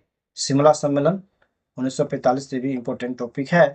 तो देखिए इसमें जो है क्या है कि शिमला सम्मेलन किस वर्ष में आयोजित किया गया था। शिमला सम्मेलन किस वर्ष में आयोजित किया गया था, तो फ्रेंड्स ये आयोजित किया गया था 1945 में। शिमला सम्मेलन कब आयोजित किया गया था, 1945 में शिमला सम्मेलन आयोजित किया गया था। अगर डिटेल से जानेंगे तो शिमला सम्मेलन भारत शिमला में वायसराय लॉर्ड वेवेल और ब्रिटिश भारत के प्रमुख राजनीतिक नेताओं के बीच एक बैठक थी। शिमला सम्मेलन में कुल 22 प्रतिनिधि ने हिस्सा लिया था। यह सम्मेलन 24 जून 1945 को शिमला में शुरू होता है और 14 जुलाई 1945 को तक चलता है। शिमला सम्मेलन विफल साबित हुआ। शिमला सम्मेलन सफल नहीं हुआ था या विफल साबित हुआ, क्योंकि मुस्लिम लीग ने शिमला सम्मेलन शर्त रखी कि वायसराय की कार्यकारिणी परिषद में नियुक्त होने वाले सभी मुस्लिम सदस्यों का चयन वह स्वयं करेगी। तो इसी कारण यह जो है विफल रहा, यह जो है सफल नहीं हुआ शिमला सम्मेलन। तो पूछेगा शिमला सम्मेलन कब हुआ, तो शिमला सम्मेलन 1945 में हुआ। इस सम्मेलन में कितने प्रतिनिधि भाग लिए थे, शिमला सम्मेलन में 22 प्रतिनिधि भाग लिए थे। शिमला सम्मेलन में 22 प्रतिनिधि भाग लिए थे। यह जो बैठक हुई थी किसके बीच, तो वायसराय लॉर्ड वेवेल और ब्रिटिश भारत के प्रमुख राजनीतिक नेताओं के बीच यह बैठक हुई थी और यह विफल हुआ था, यह सफल नहीं हुआ था, क्योंकि मुस्लिम लीग थी, ये शर्त रखा था इसमें कि ये यहाँ पे मुस्लिम लीग शर्त रखा था कि इसमें जो भी कार्यकारिणी परिषद में नियुक्त होंगे वे सभी मुस्लिम सदस्यों का चयन वह स्वयं ही करेंगे, इसलिए विफल साबित हुआ। चलिए आगे बढ़ते हैं फ्रेंड्स। आगे है भारतीय राष्ट्रीय आंदोलन में कैबिनेट मिशन योजना 1946। कैबिनेट मिशन योजना 1946 देखिए इसमें जो है कैबिनेट मिशन 1946, तो कैबिनेट मिशन योजना किस वर्ष में स्थापित किया गया, तो यह स्थापित किया गया 1946 में। कैबिनेट मिशन योजना स्थापित किया गया 1946 में इसमें डिटेल से जानेंगे। तो कैबिनेट मिशन भारत में संविधान निर्माण के तरीके पर विचार विमर्श करने के लिए साल 1946 में आया था। ठीक है, इसका मकसद भारत को शांतिपूर्ण तरीके से सत्ता हस्तांतरित करना और संविधान बनाने पर आम सहमति बनाना था। किसका? कैबिनेट मिशन का। इस मिशन की घोषणा इंग्लैंड के प्रधानमंत्री क्लेमेंट एटली ने की थी। क्लेमेंट एटली ने की थी। हाँ, 24 मार्च 1946 को ब्रिटिश कैबिनेट के 3 सदस्य कौन थे? लॉर्ड पेंथिक लॉरेंस भारत सचिव थे। सर स्टेफोर्ड क्रिप्स व्यापार बोर्ड के अध्यक्ष थे और एवी अलेक्जेंडर ये नौसेना मंत्री थे। भारत आए थे। पूछेगा आपसे क्या क्या ये कैबिनेट मिशन जो है, कैबिनेट मिशन भारत कब आया? तो सन 1946 में कैबिनेट मिशन भारत आया। क्यों आया भाई? इसका मकसद क्या था? तो भारत को शांतिपूर्ण तरीका से सत्ता हस्तांतरित करना और संविधान बनाने पर सहमति बनाना था। पूछेगा कैबिनेट मिशन के समय इंग्लैंड का प्रधानमंत्री कौन था? तो क्लेमेंट एटली था। पूछेगा कि कैबिनेट मिशन में जो है ब्रिटिश कैबिनेट के 3 सदस्य कौन कौन थे? तो एक लॉर्ड पेंथिक लॉरेंस, एक सर स्टेफोर्ड क्रिप्स और एक एवी अलेक्जेंडर। ये तीनों को याद रखें और इसका पोस्ट अगर नहीं भी याद रहता है चलेगा, लेकिन नाम याद रखें। अगर वैसे पोस्ट भी याद रखते हैं ठीक है। लॉर्ड पेंथिक लॉरेंस भारत सचिव थे। सर स्टेफोर्ड क्रिप्स व्यापार बोर्ड के अध्यक्ष थे और एवी अलेक्जेंडर नौसेना मंत्री थे। ये भारत आए थे। चलिए आगे बढ़ते हैं फ्रेंड्स। आगे जो है यहाँ पे भारतीय राष्ट्रीय आंदोलन में हम लोग देखने वाले हैं भारतीय स्वतंत्रता अधिनियम 1947। भारतीय स्वतंत्रता अधिनियम 1947 1947। तो देखिए यहाँ पे जो है क्वेश्चन है कि किस कानून द्वारा भारत और पाकिस्तान दो स्वतंत्र राष्ट्रों में विभाजित किए गए थे? तो यहाँ पे जो है भारतीय स्वतंत्रता अधिनियम 1947। भारतीय स्वतंत्रता अधिनियम यहाँ पे क्या है? भारतीय भारतीय स्वतंत्रता अधिनियम 1947 करा किस कानून द्वारा भारत और पाकिस्तान दो स्वतंत्र राष्ट्रों में बट गए? तो भारतीय स्वतंत्रता अधिनियम 1947 ऑप्शन ए हो जाएगा। चलिए आगे बढ़ते हैं फ्रेंड्स। यहाँ पे आगे बढ़ते हैं। आगे है इसमें डिटेल अगर इसका मैं जानूंगा तो देखिए क्या है।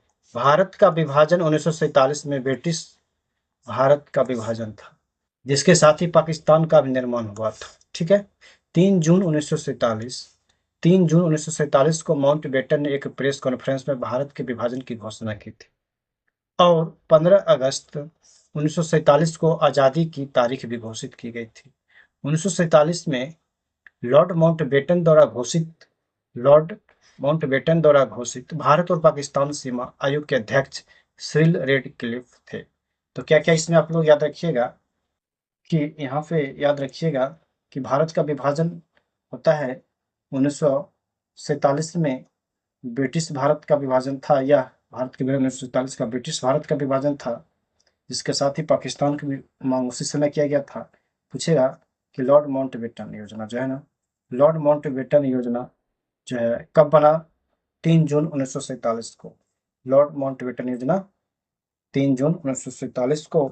इसी के तहत जो है भारत का विभाजन की घोषणा किया गया था। कब भारत की विभाजन की घोषणा किया गया था? 15 अगस्त 1947 को भारत की विभाजन की घोषणा किया गया था। ये भी बनेगा। उसके बाद पूछेगा कि भारत और पाकिस्तान सीमा के आयोग के अध्यक्ष कौन बने थे? तो सिरिल रेडक्लिफ। भारत और पाकिस्तान सीमा आयोग के अध्यक्ष सिरिल रेडक्लिफ थे। तो ये सब याद रखिए, खास करके 3 जून 1947 के याद रखें। माउंटबेटन योजना पूछेगा किस योजना के तहत भारत का विभाजन हुआ?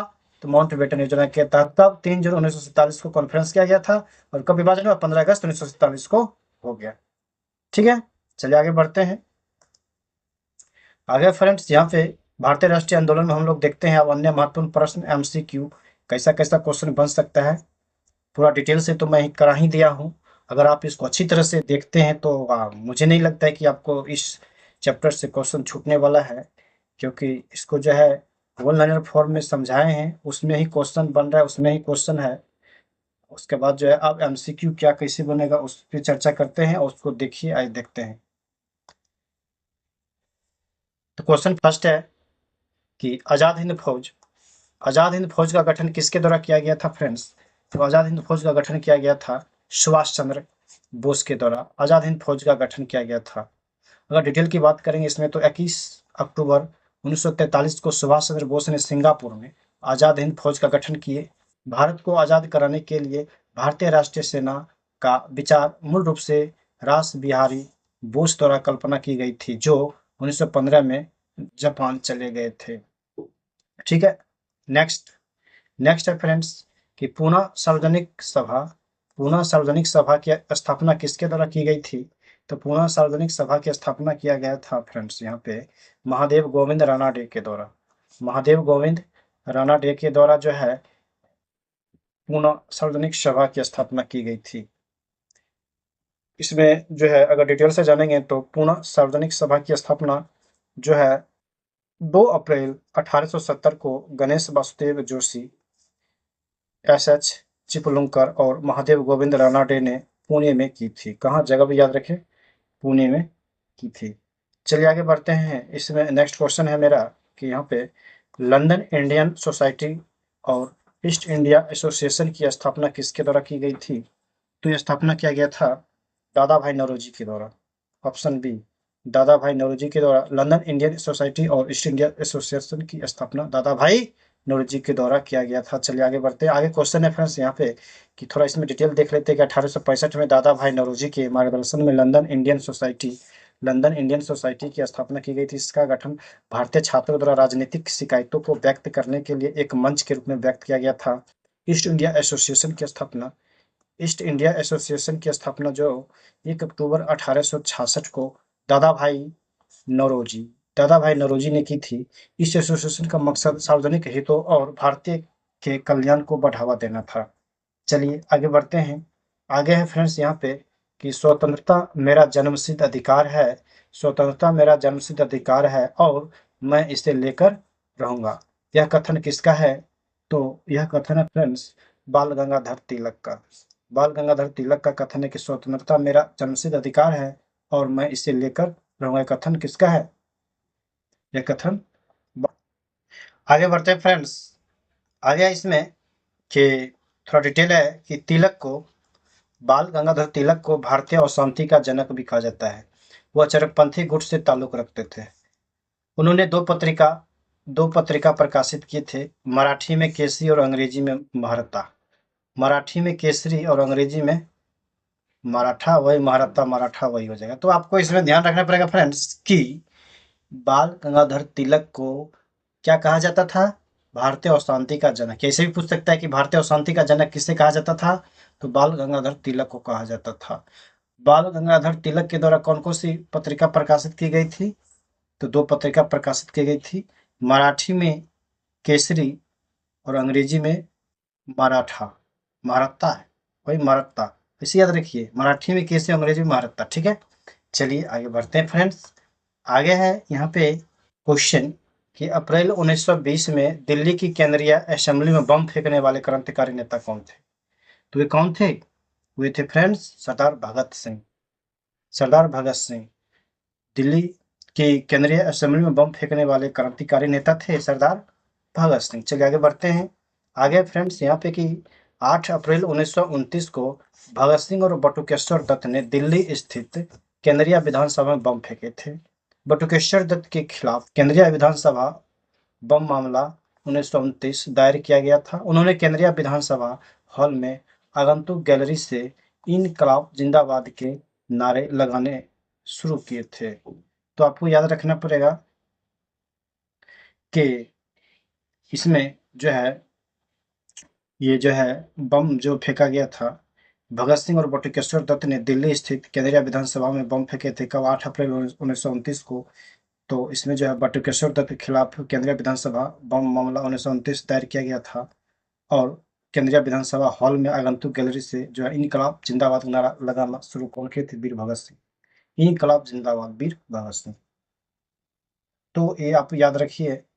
चलिए आगे बढ़ते हैं इसमें कि यहाँ पे एक क्वेश्चन है नेक्स्ट की, निम्नलिखित में से किसने तीनों गोलमेज सम्मेलन में भाग लिए थे? तो तीनों गोलमेज सम्मेलन में भाग लिए थे फ्रेंड्स यहाँ पे बी आर अम्बेडकर, भीमराव अम्बेडकर तीनों गोलमेज सम्मेलन में भाग लिए थे। नेक्स्ट है कि महात्मा गांधी जी ने किस गोलमेज सम्मेलन में भाग ली थी? चूंकि गोलमेज सम्मेलन 3 हुआ था, फर्स्ट, सेकंड, थर्ड, 1930, 1931, 1932। तो महात्मा गांधी जो है गोलमेज सम्मेलन में भाग लिए थे। द्वितीय गोलमेज सम्मेलन हुआ था सन 1931 वाला।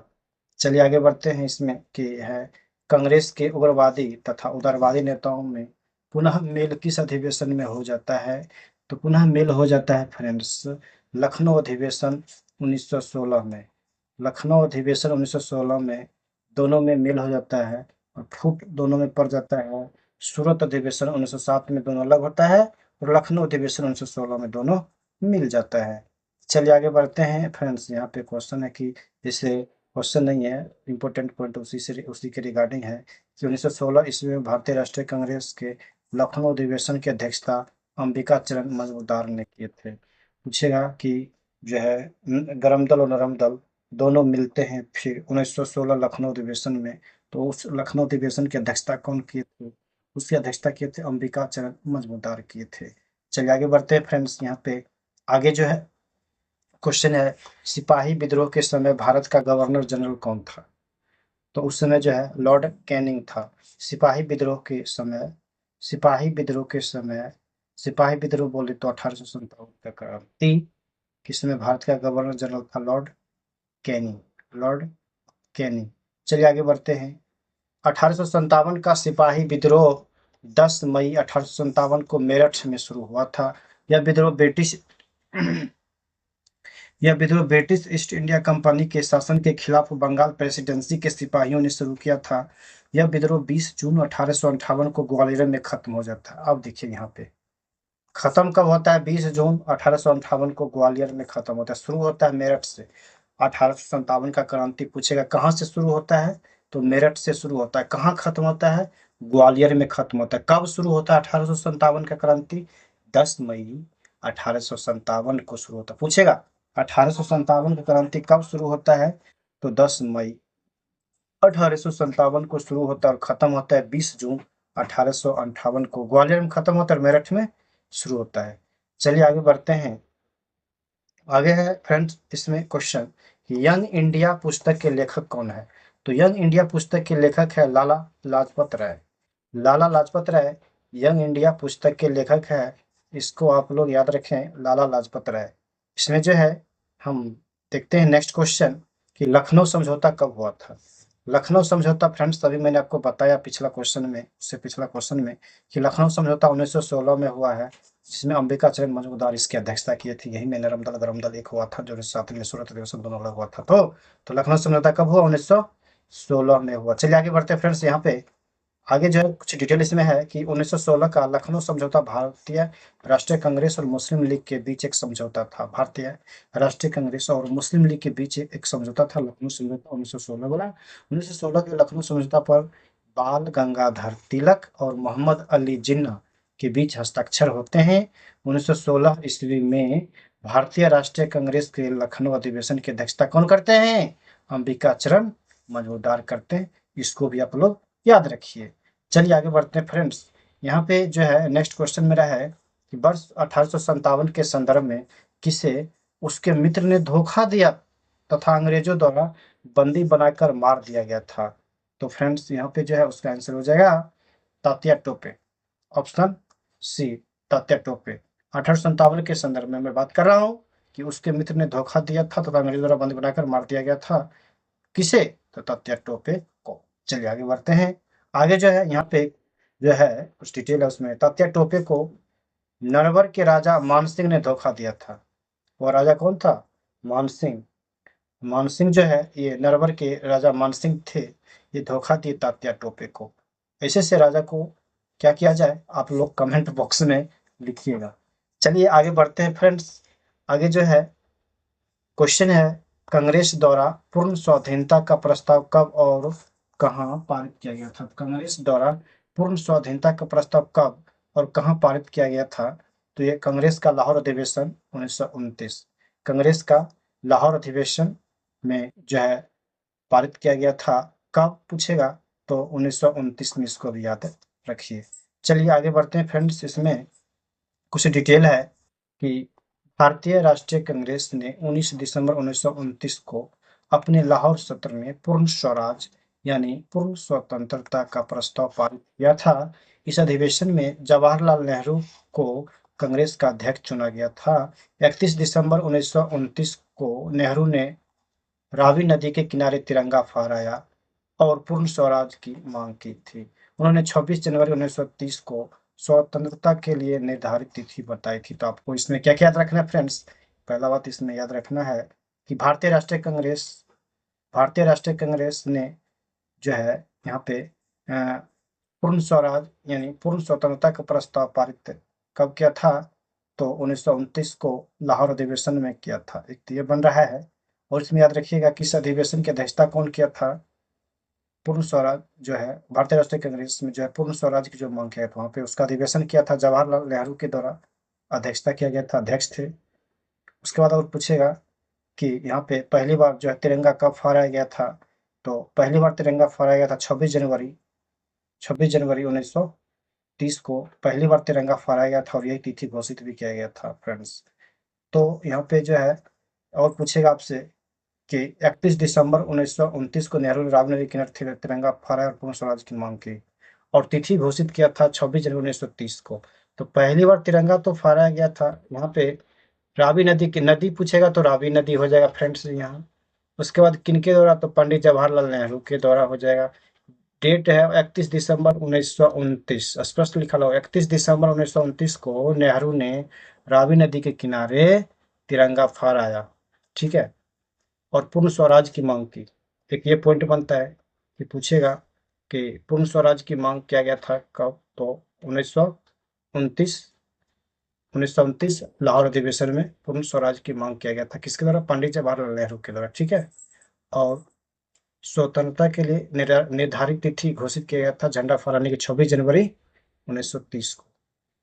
चलिए आगे बढ़ते हैं फ्रेंड्स। यहाँ पे आगे जो है कि वर्ष 1939 में कांग्रेस छोड़ने के बाद सुभाष चंद्र बोस ने किस दल की स्थापना की थी? तो वर्ष 1939 में कांग्रेस छोड़ने के बाद सुभाष चंद्र बोस ने एक दल की स्थापना की, उसका नाम है फॉरवर्ड ब्लॉक।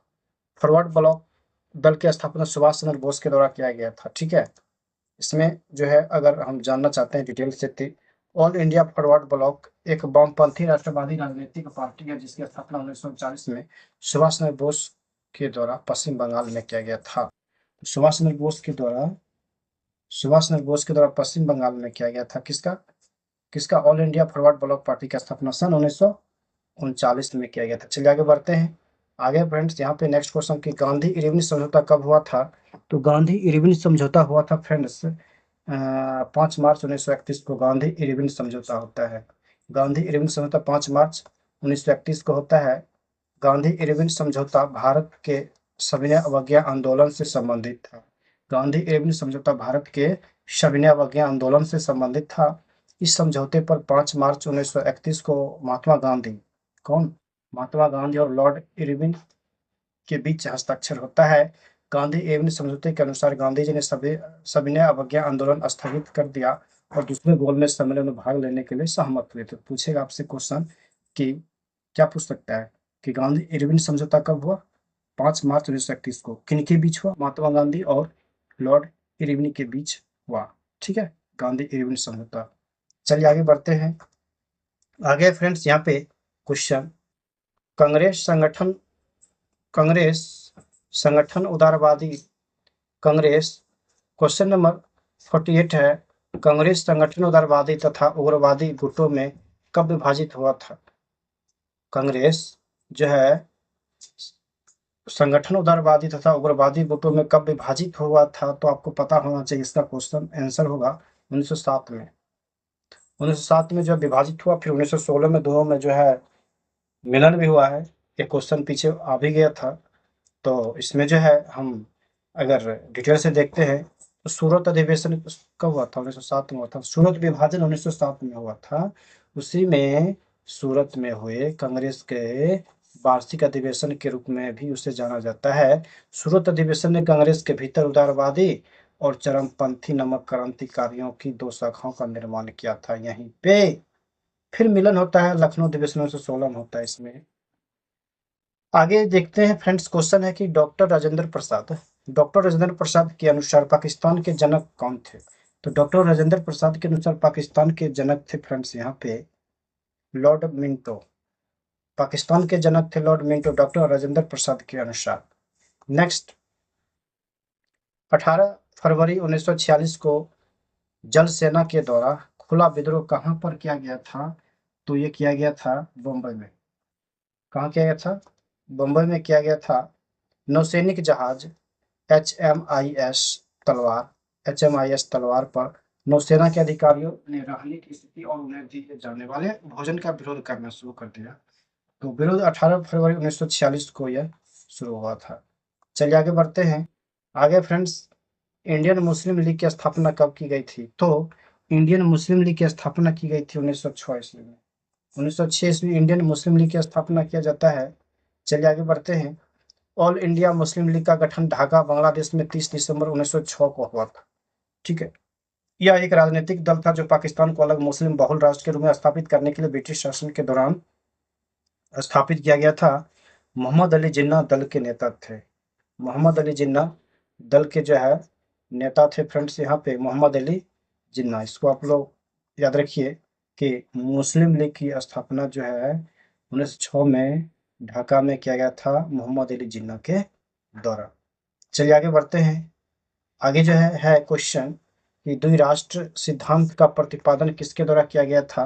तो द्विराष्ट्र सिद्धांत का प्रतिपादन किया गया था मोहम्मद अली जिन्ना के द्वारा।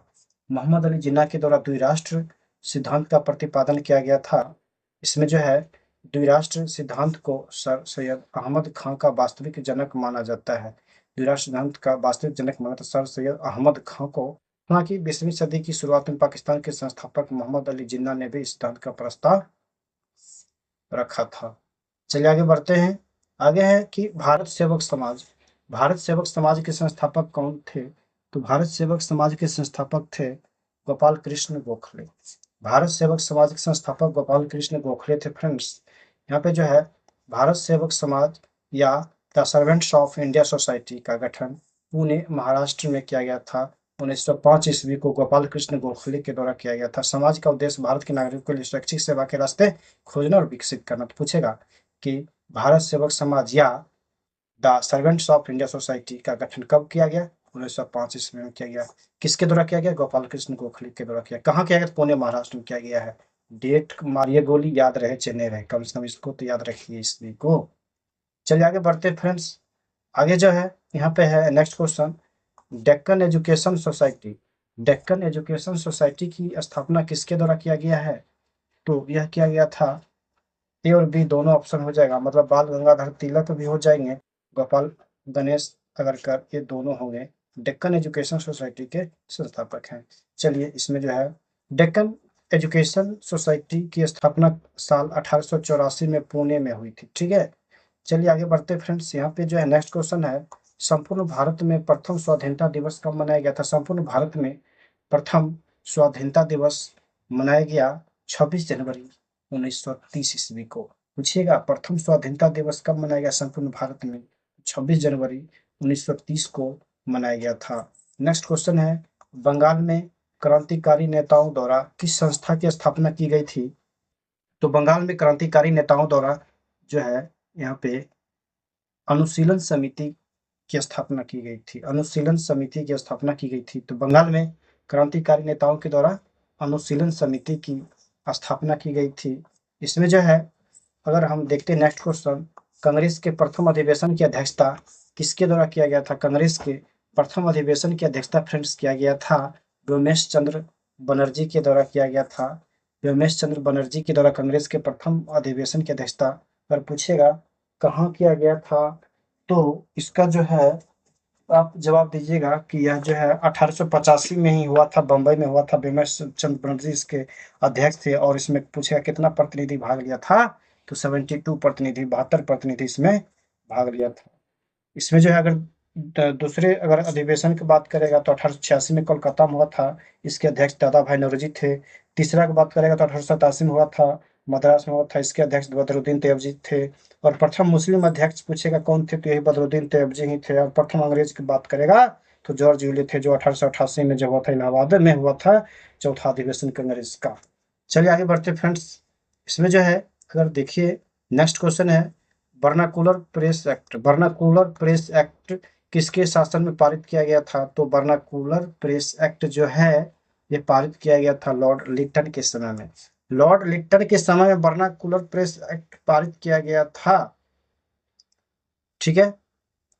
और इसमें जो है नेक्स्ट क्वेश्चन है, मुझ पर किया गया लाठी का एक एक प्रहार ब्रिटिश साम्राज्य के कफन में कील बनकर रहेगा, ऐसा किसने कहा था? तो ऐसा कहा था फ्रेंड्स लाला लाजपत राय। लाला लाजपत राय बोले कि मुझ पर किया गया लाठी का एक एक प्रहार ब्रिटिश साम्राज्य के कफन में कील बनकर रहेगा। चलिए आगे बढ़ते हैं। आगे जो है यहाँ पे है लाला लाजपत राय। लाला लाजपत राय को शेर पंजाब के नाम से भी जाना जाता था। 1894 को लाला लाजपत राय ने पंजाब नेशनल बैंक का स्थापना भी किए थे। पूछेगा पंजाब नेशनल बैंक का स्थापना कब? 1894 में हुआ। शेर पंजाब किसको कहा जाता था? तो लाला लाजपत राय को कहा जाता था। इसको याद रखिए आप लोग। चलिए आगे बढ़ते हैं। इसमें आगे जो है यहाँ पे है नेक्स्ट क्वेश्चन, हंटर कमेटी की नियुक्ति सरकार द्वारा किस घटना के जांच करने के लिए क्या किया था? तो पता होगा आप लोग को भी कि जलियांवाला बाग जो हत्याकांड हुआ था 13 अप्रैल 1919 को होता है जलियांवाला बाग हत्याकांड। तो उसी जलियांवाला बाग हत्याकांड की जांच के लिए हंटर कमेटी का गठन किया जाता है। ऑप्शन बी हो जाएगा फ्रेंड्स यहाँ पे। चलिए आगे देखते हैं। यहाँ पे जो है अभी यहाँ पे जो नेक्स्ट क्वेश्चन है, मुस्लिम लीग द्वारा मुक्ति दिवस कब मनाया गया था? तो मुस्लिम लीग के द्वारा मुक्ति दिवस मनाया गया था 22 दिसंबर 1939 को। तो मुस्लिम लीग के द्वारा मुक्ति दिवस मनाया गया 22 दिसंबर 1939 को। चलिए आगे बढ़ते हैं। आगे जो है यहाँ पे है केसरी और मराठा समाचार पत्र किसने निकाले थे? तो केसरी और मराठा समाचार पत्र निकाले थे फ्रेंड्स यहाँ पे बाल गंगाधर तिलक के द्वारा। केसरी और मराठा समाचार पत्र निकाला गया था बाल गंगाधर तिलक के द्वारा। चलिए आगे बढ़ते हैं। आगे जो यहाँ पे है कि भारतीय भारतीय राष्ट्रीय कांग्रेस की स्थापना के समय भारत का गवर्नर कौन था? क्योंकि भारतीय राष्ट्रीय कांग्रेस का स्थापना कब हुआ था? 1885 में हुआ था। तो 1885 में जो है भारत का गवर्नर कौन था? लॉर्ड डफरिन था। डफली वाले डफली बजा, तो लॉर्ड डफरिन था 1885 में भारतीय राष्ट्रीय कांग्रेस के अध्यक्ष। हाँ। चलिए आगे बढ़ते हैं फ्रेंड्स। यहाँ पे जो है आगे क्वेश्चन है, गांधी जी द्वारा किस पत्रिका का संपादन किया गया था? तो गांधी जी द्वारा जो है यहाँ पे ऑप्शन हो जाएगा ए, हरिजन पत्रिका का संपादन जो है गांधी जी के द्वारा किया गया था। और नेक्स्ट क्वेश्चन है, जलियांवाला बाग हत्याकांड के विरोध में सर नाइटहुड का खिताब किसके द्वारा वापस कर दिया गया था? तो नाइटहुड का खिताब जो है वापस किए थे रविंद्रनाथ टैगोर के द्वारा। नाइटहुड का उपाधि जो है वापस कर दिया गया था जलियांवाला बाग हत्याकांड के बाद। नेक्स्ट क्वेश्चन है, इंडियन सिविल सर्विसेज की परीक्षा पास करने वाला पहला भारतीय कौन थे? तो वे थे सत्येंद्र नाथ ठाकुर। सत्येंद्र नाथ ठाकुर थे। नेक्स्ट है क्वेश्चन, इलवर्ट विधेयक। इलवर्ट विधेयक किस वायसराय के काल में पेश किया गया था? तो लॉर्ड रिपन के समय में पेश किया गया था इलवर्ट विधेयक, लॉर्ड रिपन के समय में। नेक्स्ट है कि 1857 के विद्रोह के दौरान कुंवर सिंह किस स्थान के नेता थे? तो वे थे बिहार के नेता थे वीर कुंवर सिंह, आप लोग को पता ही होगा। नेक्स्ट क्वेश्चन है कि किस गवर्नर जनरल की तुलना औरंगजेब से की जाती है? तो यहाँ पे जो है आपको पता होना चाहिए किस गवर्नर जनरल की तुलना औरंगजेब से की जाती है। तो लॉर्ड कर्जन। बंगाल विभाजन जो होता है ना 1906 में होता है, 1905 में होता है। फ्रेंड्स आप लोग जो है कमेंट बॉक्स में लिख के दीजिएगा बंगाल विभाजन के समय जो है कौन रहता है, उसका किसके समय बंगाल विभाजन होता है? कर्जन के समय ही होता है ना। तो आप लोग जो है किस गवर्नर जनरल की तुलना औरंगजेब से की जाती है? तो यही है लॉर्ड कर्जन। ठीक है। चलिए आगे बढ़ते हैं। आगे जो है यहाँ पे क्वेश्चन है, भारतीय राष्ट्रवाद। भारतीय राष्ट्रवाद के पिता कौन कहलाए जाते हैं? तो भारतीय राष्ट्रवाद के पिता कहलाए जाते हैं महात्मा गांधी कहलाए जाते हैं। तो यहाँ से जो है क्वेश्चन खत्म हो गया फ्रेंड्स। ये वीडियो जो है लंबा तो गया है, लेकिन मैं इस वीडियो में जो है 1885 से लेकर के 1947 तक जितना भी भारतीय राष्ट्रीय कांग्रेस के अधीन जितना भी जो भी हो आंदोलन हो, जो भी सब जो है इसमें रखे हैं इस एक ही वीडियो में। तो आप अगर इसको एक बार देख लेते हैं तो आई थिंक मुझे लग रहा है आपको जो है एग्जाम में यहाँ से क्वेश्चन नहीं छूटेगा। और वीडियो को लंबा नहीं करते मैं अब इस वीडियो को यहीं समाप्त करता हूँ। अगर मेरा मेहनत आपको अच्छा लगे तो वीडियो को लाइक कर दें और चैनल को सब्सक्राइब कर दें, ताकि मैं इसी तरह से नया नया वीडियो इस पे डालूंगा और आपके तैयारी में चार चांद लगेगा। ठीक है फ्रेंड्स, मिलते हैं फिर नेक्स्ट वीडियो में। तब तक के लिए धन्यवाद। Thank you for watching this video.